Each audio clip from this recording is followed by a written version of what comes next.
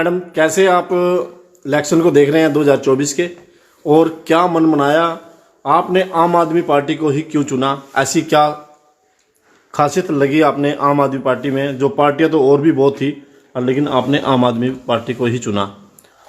सबसे पहले कुरुक्षेत्र भूमि दर्शकों का नमस्कार। सभी को आप लोगों का बहुत बहुत धन्यवाद जो यहाँ पर आए हो। तो आप लोगों को भी मेरा हाथ जोड़कर भी नमस्कार। मैं 5-6 साल से तकरीबन आम आदमी पार्टी में हूँ। आम आदमी पार्टी में मतलब जब दिल्ली में सरकार बनी तो वहाँ से लोगों से सुनते थे, परिवार में जो रहते हैं, रिश्तेदार रहते हैं, तो सभी से सुनते थे कि आम आदमी पार्टी ने दिल्ली में कितना कुछ करके दिखाया है।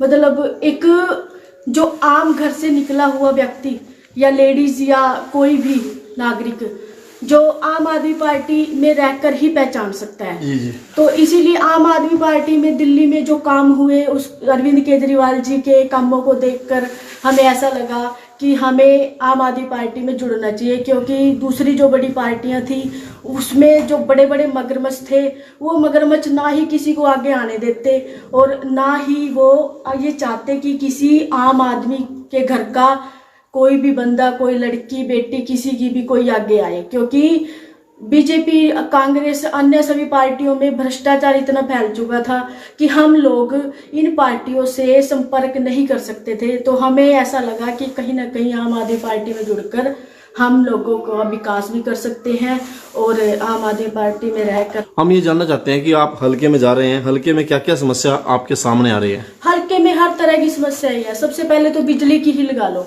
बिजली की इतनी बड़ी समस्या बन चुकी है लोगों में कि एक घर का 15-15 हजार रुपये बिल है जो आम आदमी नहीं पे कर सकता। अगर वो किस्तों में भी दे ना तो आगे जब एक किस्त उन्होंने दे दी, आधी रहेगी तो आधी का इतना ही मतलब ब्याज लग के ना उसे दुगना आ जाता है। तो एक गरीब आदमी कहाँ तक इनको पे कर पाएगा? सबसे बड़ी समस्या तो बिजली की ही है। और इसके अलावा शिक्षा, स्वास्थ्य, रोजगार, युवाओं को रोजगार कहाँ मिल पाया है? बीजेपी सरकार में तो कहीं भी ऐसी कोई भर्ती नहीं निकली कि जहाँ पर युवाओं को रोजगार मिले। युवा इस तरफ जा रहा है तो मृत्यु का कारण ही बन सकता है। नशा एक मृत्यु का ही कारण है। और दूसरी बात, जब तो वो अपने घरों को बेचकर, खेतों को, जमीन को बेचकर वो बाहर जाने की सोचता है और इतना पैसा लगा देता है कि आगे का नहीं पता होता है कि बाहर उसको काम मिलेगा या वो पहुंच पाएगा या फौरन से वो बैक आएगा या वहां पे तरक्की करेगा। पानी की कहीं कहीं तो मतलब बिल, टूंटियों का बिल इतना आता है, जब हम वो नहीं भर पाते तो वो भी ज्यादा ही आता है पानी की। अब देखो कलायत में ही जाकर देखो, पानी की समस्याएं बहुत ज्यादा है कलायत में। मैंने कलायत में पानी की समस्या देखी। और अस्पताल बिल्डिंगें इतनी बड़ी खड़ी कर रखी है, वहां पे स्टाफ की कमी है, स्टाफ वहां पे पूरा नहीं है। वही शिक्षा की बात है। अब हर समस्या को अगर एक एक समस्या को गिनवाएंगे तो शायद बीजेपी की सरकार का, कांग्रेस सरकार का एक पूरा चिट्ठा ही बनकर बाहर आए। तो इसीलिए आम आदमी पार्टी एक विकल्प के रूप में उभर के आ रही है। दिल्ली में तो आपको भ्रष्टाचार नजर आया है। एक गरीब आदमी जब इतना संतुष्ट है, बिजली की समस्या वहां पे खत्म हो चुकी है, शिक्षा की खत्म हो चुकी है, महिलाओं की खत्म हो चुकी है, बुजुर्गों की खत्म हो चुकी है, तो भ्रष्टाचार कहाँ करेगा? आम आदमी पार्टी के नेताओं को जेल में डाला गया है, वो कैसे डाला गया? किस तरीके से डाला गया? वो एक भय के कारण डाला गया है। बीजेपी सरकार को सिर्फ भय है कि कोई भी पार्टी बीजेपी सरकार से नहीं लड़ सकती सिवाय श्री अरविंद केजरीवाल के। तो इसीलिए आम आदमी पार्टी के नेताओं को जेल में डाल रहे हैं। बीजेपी की सरकार को डर लगता है, मोदी जी को डर लगता है कि कहीं ना कहीं उनका हार का कारण श्री अरविंद केजरीवाल ही बनेंगे। बात करते हैं बेटी बचाओ बेटी पढ़ाओ की। बेटियों के लिए क्या आपकी पार्टी का एजेंडा रहेगा? कैसे बेटियों की शिक्षा और सुरक्षा हो पाएगी?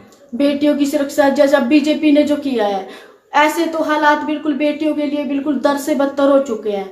अब आम आदमी पार्टी की सरकार जब आएगी, बेटियों के लिए हर जो स्कूलों की, कॉलेजों की हर तरह से व्यवस्था की जाएगी और सीसीटीवी कैमरे की और सभी जैसे भी बेटियों की सुरक्षित। एक सांसद का क्या फर्ज होता है? एक सांसद कैसा कार्य अपनी लोकसभा में कर सकता है? एक सांसद का फर्ज क्या होता है कि लोगों में जाकर उनकी समस्याएं सुने और उनकी समस्याएं को आगे उठाए।